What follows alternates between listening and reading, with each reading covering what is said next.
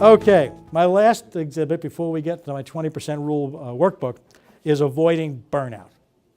Okay, avoiding burnout. And burnout is the reason why most businesses fail.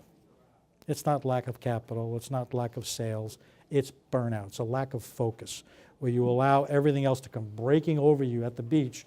Those waves just keep breaking over you, and all you're doing is trying to not gulp down and swallow more salt water than you did the last time the wave broke over you. But burnout is the single biggest culprit for why businesses fail. So number one, and we'll start at the 11 o'clock position, 11:15, learn how to set priorities. Be honest with yourself as to what's important and what's not important. Going around clockwise, take those timeouts. Take those timeouts. Take care of yourself first. The next is own your own time. Learn to say no. And I think that's also one of the other, learn to say no. Your time is the most valuable asset you have. I don't believe in time management. I call it you management. Same principle, different set of words. Because you can't manage time. Time has a life of its own. Things are going to just keep happening. But you have the most control, 100% control, over what time you have available to you during the course of a day and what you choose to do with that time. You've got to fight for it. It is a battle. Okay? It's not about being rude to people, but you've got to set some limits and some boundaries, both at work and at home. You don't need to be available to your clients 24 hours a day. You're setting an expectation that they will call you anytime during those 24 hours.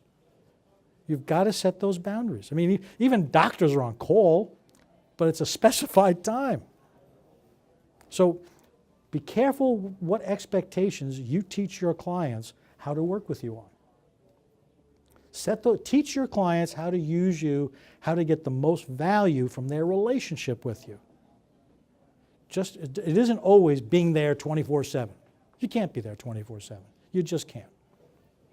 Own your time. Don't take on other people's problems. As I said before, a lack of planning on someone else's part should not be a crisis for you. When I was in the corporate world, when people would come to see me, there was 2 criteria they had to meet in order to get into my office. And I had this open door policy. At least that's what everybody said. First criteria was you can never walk in. Well, first criteria was you could walk in and tell me about something you tried and didn't work, and now you need to discuss it.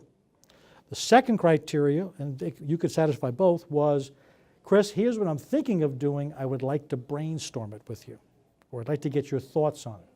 But you could never walk into my office and say, Chris, I got a problem. And I would say, you're right, you have a problem. And if I have to solve your problem, I have to ask myself, who needs you? That's kind of a direct and in-their-face approach, but you have to be that way sometimes to protect your own time. How many of you go home at night exhausted and you're not sure what you accomplished? I get great joy out of sitting there before I turn off the lights in my North American headquarters, crossing off things that I've done. During the course of a day, I'm old-fashioned. I keep little notes. I carry around a journal with me. I write in that journal. At the end of the day, I take all my little notes and I figure out if I already did them or when do I need to do them, and I transfer them to someplace else. A little extra work, but you know what? It works for me. Find the process that works for you. Don't let others tell you how you should run your life.